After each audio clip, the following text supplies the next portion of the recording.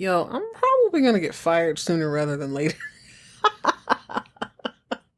As they say, don't play where you eat, and that's all he does. He's bound to catch some sort of HR infraction at some point. Ladies and gentlemen, boys and girls, welcome or welcome back to Soapfloor, the official gathering place for newbies, novices, and OG diehard fans of the golden age of primetime. I'm your host, Chet, and we're viewing and reviewing the soapiest, suddiest primetime storylines of 1983 with Dynasty. So whether you're new to this or true to this, sit back and enjoy. Tell the kids it's time to play outside or out of sight. Tell they no questions, suggestions, or concerns for the next 25 to 35 minutes. Everyone else in earshot, be cool, be quiet, or you will be kicked out because we are watching our stories. Ladies and gentlemen, boys and girls, this is Soapfloor.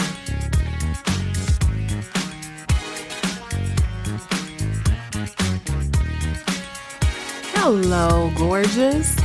Welcome back, party people, to another fun-filled edition of Soapfloor. We're back in Denver. We're back on Dynasty to see how the cookie crumbles.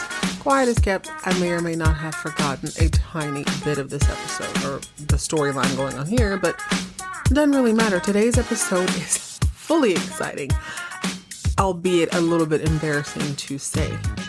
This episode, Season 4, Episode 8, is called Dex, as in Dexatrim, as in Dexter's Laboratory, as in Sexy Dexter. Dexter Dexter. Dex Dexter. Like Dig Diggler. Or Dirk Diggler, right? Boy, oh boy, you gotta love the 80s and these titles. Now, when I saw Dex, I'm thinking to myself, Dynasty, why are you introducing all these bit characters who aren't really bringing much to the show? Now, Dex showed up and showed out a little bit. Let me read the synopsis to you. Jeff accuses Alexis of attempting to murder him and reclaims his stock. Mark is hired as Alexis's bodyguard.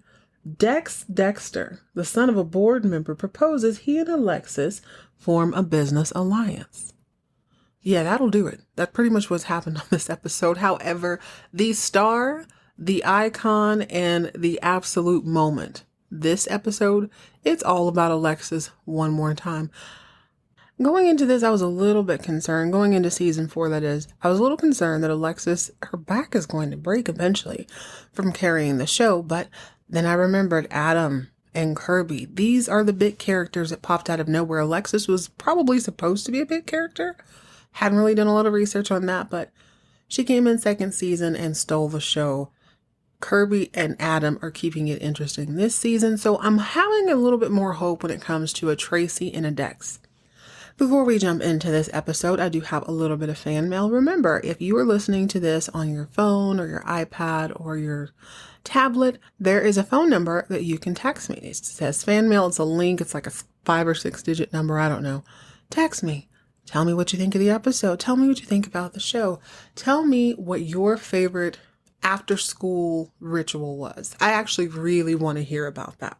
Especially if you're an 80s kid, meaning you were between the ages of like 4 and 14 or whatever. You were a teenager in the 80s. I really want to hear about how you managed to watch these shows when you did. Or if you were a mom putting your kids to bed, I want to hear about it. Did you go to a block party and watch this?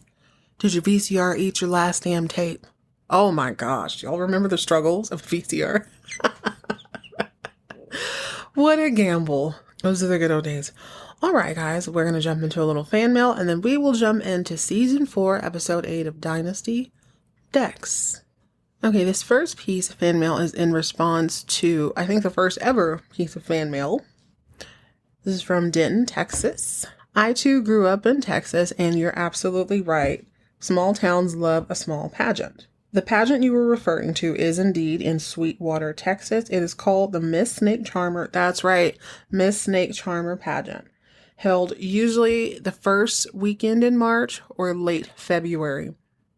Totally terrifying. I knew, yeah, that's a real thing. The Miss Snake Charmer pageant.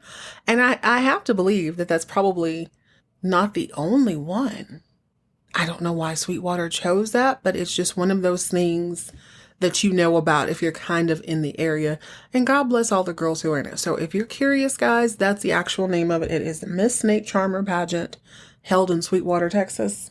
check it out if you're curious. But that seems to me like a place a Vidalia Onion Queen or the Miss Rattler, whoever would come from. Good old down home girl, not afraid to get a little bit dirty, but still super elegant. And shout out to North Texas for being in the house. I just thought about that. Denton is very close to Dallas. It may be in the Metroplex. That's what they call it, right? I think Dallas-Fort Worth is the Metroplex, but I believe Denton is included. All the little surrounding areas. Very lovely place. This next piece of mail is more of a comment, and it's one of those names where it has a bunch of letters on the end, so I apologize. Let's just say commenter, number, whoever. You'd think billionaires, I guess this is in response to Dynasty, but it says, you would think a billionaire would have several paternity tests or at least a hospital wing exclusively for paternity tests. I've kind of wondered that myself. Why are we not doing more blood tests? It seems like they only did it the one time on Dynasty. And then the rest of the time, like even with baby Danny, I'm assuming that's what she's talking about. She or he. That's what I thought that too. You can't just hold up a baby and be like, it kind of looks like Steven. That'll work. Or, yeah, you kind of look like, take the test. And it's funny you mention that because this episode, there is at least a mention of it, but you're absolutely right. If you're a million cajillionaire and, you have to have a blood test. I thought at one point, at least in the US, you needed to have a blood test before you got married to someone, I guess to see if you had the same blood type. I don't see how that could prove if there's only 4 or 5. I'm not even going to get into it. Biology is not my strong suit, and I'm not going to look it up. But I agree with you. Why not take a paternity test and put a lot of this stuff to bed? Just if you ever get a little bit bored one day, you don't want to doom scroll, you want to actually read something, go look up how Ancestry.com is ruining lives out here. And I don't mean it like I think it's a great company. I think it's great what they do, but a lot of secrets are revealed. A lot of doubts put to bed. A lot of unhappy homes broken up. Being a 90s kid, meaning I was watching television a lot in the 90s, a paternity test is par for the course. When you have Maury and those sorts of shows, it's really, really easy to kind of just give yourself a little bit of peace of mind. They weren't worried about that in the 80s, which makes it that much better. Not having the paternity test, not having cameras everywhere, not having, the internet. People are sending letters and telegrams and you can intercept those sorts of things. You can't intercept a text. Makes for a much more exciting, much more dramatic reveal. All right, let's get into this episode. I can do this in under 30 seconds. Blake is trying desperately to woo Crystal back. He's given her a job. He has made her the head of a department that she knows very little to nothing about. And Big Tracy can't stand her. That's what we know for sure. There's a very boring scene where Blake and Crystal go to a restaurant, not just any restaurant, the first restaurant that they went to after he decided to fraternize with his secretary. This is where they begin to fall in love, and allegedly the waiter said then, "Oh, what a beautiful woman." I'm pretty sure the waiter is going to say what he needs to say to get that tip, but also, does anybody believe that Blake parlez-vous français? I don't. I don't even know if I said you speak French. I'm assuming I learned that from Home Alone way back in 1993 or 91, one of those. Whole bunch of nothing, but we do know Tracy is from New York. She came to Denver because she felt like the people were nicer. There's a scene, and the only scene we see Tracy in this week is where she's on the telephone talking to some media outlet, probably telling them that she is the voice of Denver Carrington. I am Denver Carrington. Well, Crystal walks in right about this time. Tracy gets all flustered. "Oh, I'm so sorry. I'm so sorry." And you can tell Crystal was a little bit taken aback, but she's smart enough to know that she doesn't know anything about this. She's going to need Tracy in order to look good. So it's in Crystal's best interest to err on the side of friendly. We're girls here. We're girls in the 80s. We're making things happen. We're making history. Only you're not. This is where I kind of start to think about the whole being polite and, we're all in this together. Let's lean in. We're all women in work. Cool, but Tracy, why would you continue to work at that job? Tracy is low-key pissed. And dare I say it, baby, nothing, and I do mean nothing, makes a psychopath quite like a mousy woman stepped on one too many times. It is my greatest hope for Tracy that there is a tick, tick, boom in her future. She seems to be revving up. She's playing nice with Crystal. Oh my gosh, you're going on a date with Blake? That's so awesome. You're just glowing when he's here. Yeah, sure thing. We work together. Okay, I won't call you Mrs. Grant. I'll call you, well, it wouldn't be Mrs. Grant now, would it be Miss Grant? I'll call you Crystal. Yeah, because we're pals. We're best friends. Oh, she hates her for real, for real. She can't stand Crystal. It's also a little bit sad, not really, but a little bit sad to see Crystal still reduced to these sort of bit parts. I don't care about the Blake and Crystal love story. Do you? Do you OGs? Did anybody care? Was anybody swept away by their love? 9 times out of 10, I kind of forget it's a thing. Then I was thinking, too, as I'm watching this episode, because Mark makes a slight appearance as well. If you were only married to Mark your entire life, thought you had a divorce, found out that was a kaput, that didn't go well, she was never Crystal Carrington. Ever. It's so weird. So now she's back to Grant, but wouldn't that be weird at work when everyone thought you were his wife? Like there was all the rumors and you did all that for nothing, girl? You went from secretary to play wife to not really the wife to living in his daughter's hotel? She still looks fabulous, though. That clothing budget is still budgeting, I'll tell you that. Denver Carrington might be doing all right. It's enough of that. When last we left, Blake had just revealed to Alexis that she, not Adam, was the attempted murderer of the one and only denim doormat Jeff Colby. She's shocked. What are you talking about? He's like, I know you did it, Alexis. Have your John Hancock all over these invoices for this murdery paint, which, come on now. And this is the 80s. She probably didn't, well, maybe she's rich. She probably did use a credit card. It would have taken months to figure that out. But yeah, her signature is all over the invoices. Adam did his due diligence. He got an original, a copy, and a backup because it's on receipt to store away just in case something else popped off. So at the beginning of this episode, she's just kind of sitting in her office still reeling. This is just moments after Blake has left when enters Brian, her secretary. I've never really talked about Brian, but it is so progressive and so awesome that this fabulous, rich, playful, kind of cutthroat woman has a male secretary. A cute one too. So Brian's like, Mr. Carrington is here to see you. She's like, oh, hell yeah, send him in. Send him in. I'm not done with him. Unfortunately for her, it's Steven. And Steven comes, she goes, oh, baby, I thought you were your daddy. I was getting ready to cuss him out again. But alas, it's not. Steven just wanted to say, hey, how you doing, Mom? She's like, I'm fine, baby. Go ahead and go home to your wife. I'll catch up with you soon.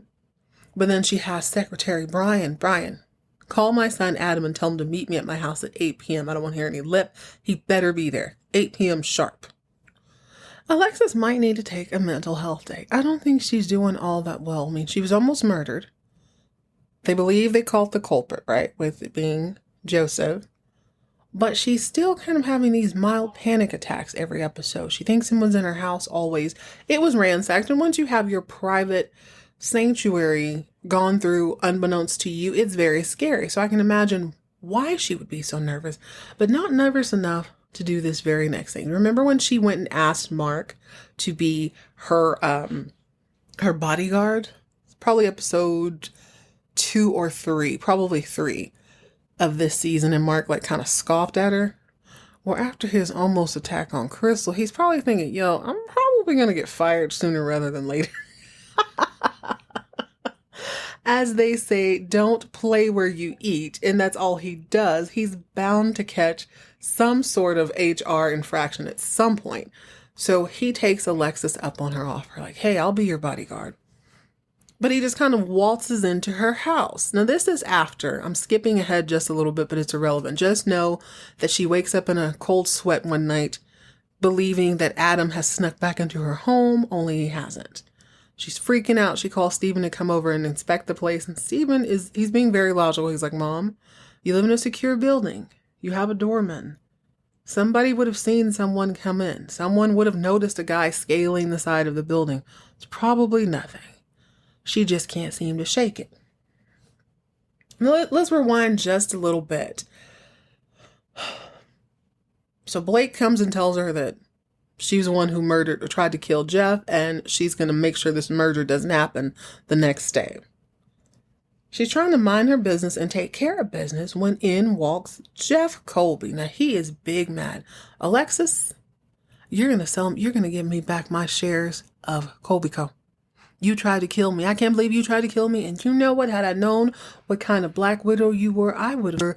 They've done an extra autopsy on my Uncle Cecil. I think you might have killed him too. She's like, Jeff, chill. I love you. I would have never done that to you. This would be the perfect time for her to throw Adam under the bus, but she won't do it because you know what? She is his mother. She loves a kid. Crazy as he may be. I love you. I'm not going to do it. She's like, Jeff, listen, I got to go. She's on her way to meet Adam, but she can't tell Jeff that. She won't even say anything about it. She won't even mention Adam's name, which is she's standing 10 toes down. Mother's love, mother's love. Jeff's like, girl, you're not going anywhere. I don't care how late it is. Call whoever you need to call. I'm not leaving without my shares back. And I want it in paper. I want that paper in my hand. Well, that happens. And then she goes home where Adam is waiting for her. He's been pouring himself brandy after brandy, just sitting there waiting calmly, stoically, creepily, and a little bit wonderfully. I love his, gosh, what is it? I can't even put the right word to it. Adam is the most calm and collected creep I've ever seen on TV. Usually a creep he's going to give you the willies just a little bit, but he's got that smooth as butter voice, those eyes. He's just, I think for me, it's because he looks like JC Chazet. So I grant him a certain amount of grace every episode. But I love his kind of sharp tongue and the way he just kind of gaslights everyone around him. And then he calmly turns on his heels and does something insane. Well, he's pouring up a beverage and she comes in looking like Cruella de Vil, who just like skinned a cheetah. I don't know why she's got on all this fur. And he's about to put the drink to his lips. She says, I wouldn't drink that if I were you. And I'm thinking, oh my God, she poisoned him. She filled the decanter with mercuric oxide and she's going to poison him. You could tell he kind of had that same thought. And he's like, oh shit, I've had like 3 of these. She didn't poison him. She just wanted him to be in his right mind. She didn't want any drunken raginess. She wanted, hey, I need you sober while I curse you out. Well, she lays in with, I'm your mother. How dare you do this to me? But Adam is a lawyer and he does not incriminate himself. She's basically going over the series of events that led to the reveal of Jeff being poisoned. But Adam, being a lawyer, is like, I'm assuming that's what happened. He's very careful with his words. Now, I thought maybe she was recording him or something with a giant oversized purse or all that fur. No, she wasn't recording him. She just thought, I'm your mom. I'm going to tell you what to do and you're going to do it. He's like, you are my mom, but I do remember you disowning me or removing me from your will. And you said I tried to kill you, but I didn't. I just got revenge. She's like, who are you? I don't even know you. No, you don't know him. You've known Adam about 6 months. Well, granted, you gave birth to him. So let's say 9 months total. I'll give you 18 months for the pregnancy, but that's it. Just final offer. You've known the kid 18 months. Yeah, he's going to have psychotic tendencies. Who wouldn't? Who wouldn't? Well, she can't stand that thought. She's like, ain't no way a baby of mine would be this crazy. And he's like, well, all I can say is I am my mother's son. It was pretty easy to blackmail you because, I come from you, which is a valid and fair point. She's not having it, though. She gets on the phone. She calls Doctor in Billings. That doctor can't catch a break. This man is just trying to live his life. They keep dragging him in and out of Adam's mess every other time. Every time Adam pisses somebody off, here comes somebody to Billings, bothering him, wondering what do you know about Adam? What do you know about Leo? Leave me alone. Adam is Adam. He's fine. Leave him alone. Luckily, Alexis has the resources to get and go wherever she needs to at the drop of a dime. So she jumps in her PJ, goes to Billings, waits for Doctor to be done with his shift, and he's over it by the end of the day. He's like, girl, it's late. What do you want? She goes, why didn't someone do a blood test on Adam. There's no way my child would treat me like that. Never mind Fallon. I mean, it's on brand for one of her children, with the exception of Steven. But the doctor's like, oh my God, he's your kid. Your husband did the exact same thing when he pissed him off. He's your kid. Deal with it. It's just, you just got a couple screws loose. That's all. He did a bunch of drugs. She's like, drugs? So he goes in and he tells her that, Adam had a really, really tough time growing up. He had a super difficult time growing up. He didn't fit in with anyone. So he started to take these mind-expanding drugs, which I think is LSD. And it had a terrible, terrible side effect to him. And, 1 minute he'd be laughing, the next minute he'd be crying. He's just really struggling. And he seems okay, but we don't know what the side effects are going to be. Now, I tend to believe this because this isn't the first time that this particular diagnosis was brought up. This was brought up at the end of season 3. But also, Alexis had a really good point. She's like, okay, so the grandma shows up with the baby and you just believe that it's her kids. He's like, listen, this baby showed up the exact same day Adam Carrington disappeared. She knew the spot. She knew all the places. Like, it makes sense. This is your kid. But now I'm starting to believe, okay, are they going to twist this at some point? Is Adam somebody else? Did she steal 2 or 3 kids and he was the only one who made it? Like, where the other kids go? And if this ain't the real Adam, guess what? I'm not in the mood for this. I'm all about an evil twin. I'm all about, a doppelganger. But what we're not going to do is be like, oh, this is the baby I left out in the rain. Oh, but I forgot. No, it's not really him. It's another one. She took another one and then she needed a rattle. So she came by and stole this rattle. Come on. We've been through this enough. Enough is enough. Now, I love an outlandish storyline, but this is teamed too much. It better not develop into anything else because there's absolutely nothing I can do about it. Anyway, the doctor feels like, listen, why don't you just love him through this? If he had a physical disability, would you turn your back on him? And she's just looking like, absolutely not. I can't do that. The doctor says he does have a disability. It's not visible. It's something different. He's trying his best. He's doing things that he wouldn't normally do. Normal Adam, I knew him back when he would have never done all these crazy things. It's the drugs. It's the drugs. Just be his mom. Stick it out for him, okay? And she looks very resolved. Just like, dang, okay, fine. So it's been a rough day. Blake has basically told her, you can forget this dang merger. Jeff threatened to put her in a chokehold if she didn't give him back his shares. Adam told her 2 tears in a bucket. I learned from the best. It is what it is. Now she's got to go back to Denver and face the music. The only bright side is she has a male secretary. She is gathering handsome men left and right. Seems though she has a problem with the tall, dark, and handsome type. It's like the Brunette Boys Club is giving her pause all episode long. But she handles her own. Mark is her new bodyguard. She's got Brian, the secretary. Let's just keep collecting them. So she goes home.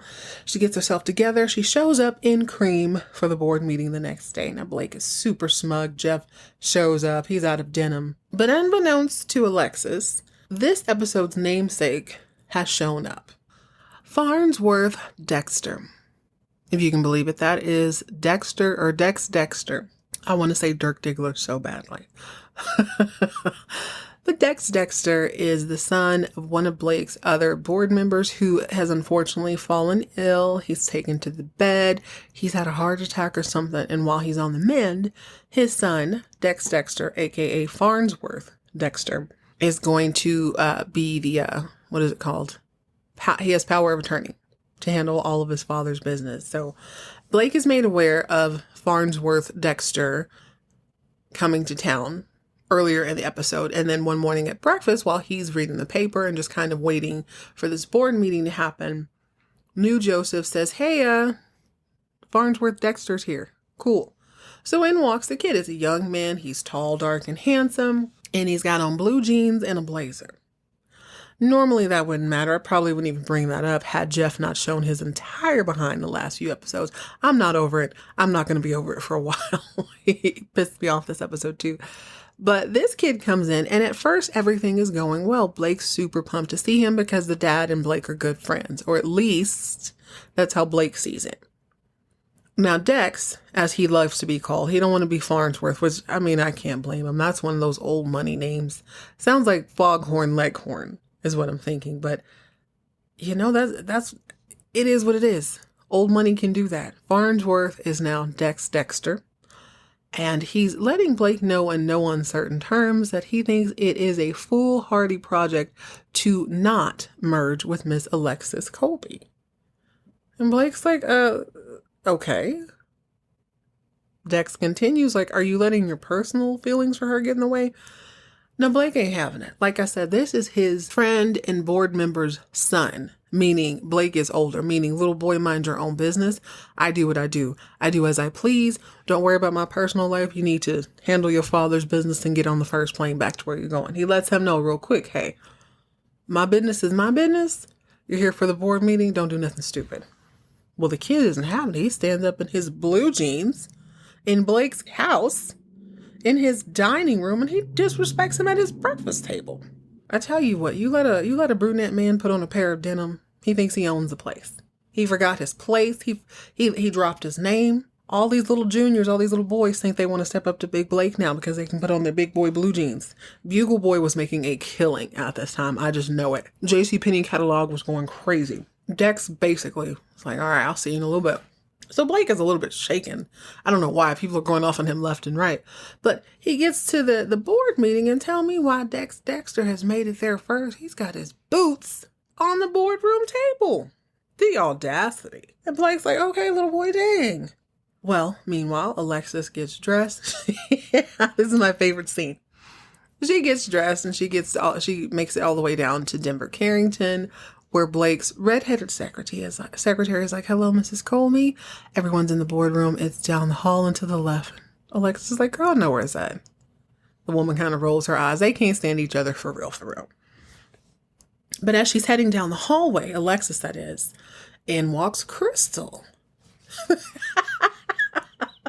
Now, Alexis Colby is a lot of things. She may be rich, she may be beautiful, she may be fabulous, and she may be a little bit brokenhearted today because she has to eat crow.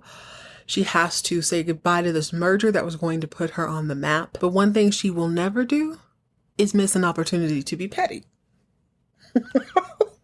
So she sees Crystal and she says, Crystal, the secretarial pool is on the first floor. Are you lost?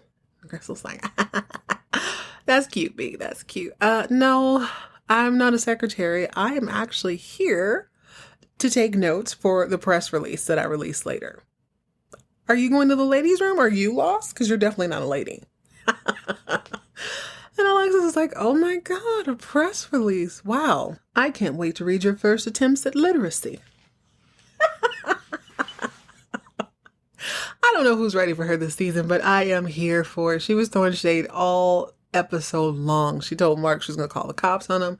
Everything she said has been very funny, but she goes into this boardroom and she puts on a performance. She basically says, gentlemen, she's late, allegedly. Blake claims that they had waited for as long as they could for her. She sits at the head of the table and she quickly says, I'm paraphrasing here. When the idea for the merger came about, I saw this as two giants coming together and making history in oil. However, my late husband, Cecil Colby, was a giant. He built a massive, massive company. And quite frankly, Denver Carrington is nothing but a dwarf. I simply cannot merge his greatness with this meekness. I can't do it. So, gentlemen, I know this is disappointing to hear, but we're no longer interested in merging with Denver Carrington. She did fantastic. It was wonderful. Now, Blake, he was smirking like, okay, Wayne, okay, I see you, Alexis, but I'm going to shut up because I need this money. So I'm going to shut up. But this would have been the opportunity. She could have sold Adam up the river one more time, but she didn't. She just couldn't do it. She did what she had to do. She put on a brave face. And it's worth noting that as she's talking, like from the minute she walks in, Dex Dexter is looking at her like she is a whole snack. Like the whole time she's talking, he's basically licking his chomps. I'm like, wow, he's really into her. And apparently he is. So she's not really feeling it after the meeting. And her and Crystal have a brief exchange. And Crystal can tell that something else is going on. But, you know, she's McGruff the crime dog. She didn't actually do anything else other than, like, just be a side character. Alexis goes home. No, she sees Adam at the elevator. And he can tell that she's had a rough morning. And long story short, she's like, you may not think love comes in many terms. You're a little young. You have not lived your life fully. You're going to live and get enough experience to understand that sometimes love means sacrifice. I do love you, Adam. This is hard for me, but I did what I had to do.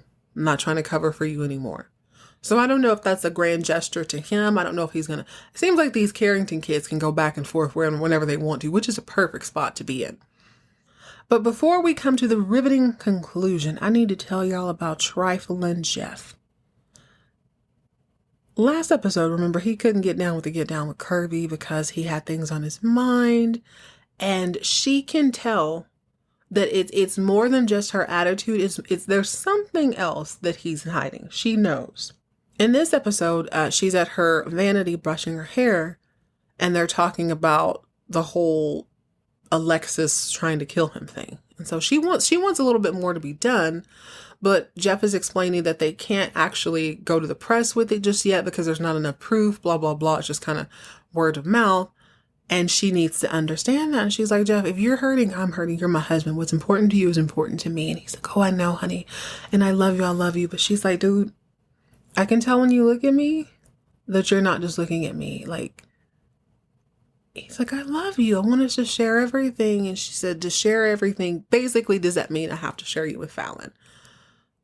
He says in not so many words, yes, but she's always going to be in my life. You can't, when I look in the mirror, I see the woman I love, meaning he sees Kirby. She goes, I don't really believe that's true. He goes, well, darling, you can't have expected me to only love one person my entire life, or even one season for that matter. And she pushes it a little bit, saying, you know, there's this, I don't know, it just feels different. I understand that your ex-wife, you got a kid, but this feels a little bit different. He's like, no, but I love you. She's not my wife. She's my ex-wife. She's not my wife. She's like, okay, well then prove it. Can I put in for an appointment? You know what I'm saying? And he, of course, snaps at her. No, like, I've got so much on my mind. I can't do that with you. I can't do it with you. It seems like he has stopped sleeping with Kirby so that he can sleep exclusively with Fallon. Then he goes to have dinner with Fallon, y'all. And he has the nerve to say, why don't we try this again? Why are you afraid of commitment and love? Commitment, Mr. Colby? Are you serious, Mr. Colby? And he's like, think about it. We were both in Billings and we both wanted each other. She says, Fallon, actually, she earned my respect again this episode. She goes, well, yeah, okay, remember when we slept in separate bedrooms, when we didn't talk to each other at breakfast, when we couldn't stand each other? Like, I'm not really trying to be tied down. I'm trying to be free as a bird. I've been told you that. He has a nerve to look sad and puppy dog. But I'm like, how are you going to express to this woman that love and loyalty and all these things could be such a beautiful thing, and then you can play Kirby Curb back at the house, back at your ex-father-in-law's house? Ugh. They got to figure out something really quickly. Okay, so at the end of the episode, Alexis is washing her sorrows down with the finest brandy money could buy when Dex Dexter shows up at Colby Co. Now, he does not respect Brian, the secretary's authority, and he's like, hey, we're old friends, I'm just going to walk in. He burst in, and I'm thinking, damn, Alexis, this is the second time this episode that somebody just burst into your private quarters. She needs better security. I think that's the theme of this episode, is Alexis needs security. So Dex Dexter bursts in, and he's like, hey, and because he told Brian they were old friends, I was trying to figure out if that was true, because he seems a little bit younger than her, but no, they're not old friends. She sees him and she's like, Mr. Dexter, you know, this is Colby Co, right? If you want to go talk about murders and money, go talk to Blake at Denver Carrington. I don't know what he mumbles, but he grabs her and they share a passionate kiss. Now, chemistry, I saw it. I saw it with my own two eyes. I thought, okay, come on, Alexis, with the young buck. As you know, per the synopsis, he wants to go into business with her, and they do those little flirty things. Now, Alexis was not bothered by that kiss at all. I mean, it was a good kiss, don't get me wrong, but she didn't seem shocked that he did it. And then I remember, this is a woman all over the world. She's had a hot girl summer for the past 25 years. Remember, she had what was his name? Malik Shahid? I forgot. The oil baron from the Middle East. She had him on his knees. She has been, God, everywhere she goes, somebody's falling in love with her. They're trying to give her a country. They give her Colby. You know, it's par for the course when you are that chick. And she is that chick. So she lights a cigarette. She entertains his little proposition. Then she's like, you know what, baby? Yeah, I'm not going to buy it. But I appreciate you coming by. Smoking the cigarette. And he's still looking at her like, thanks, you fine. Says a little something and leaves. So blah, blah, blah. We already know that's not going to be the end of it.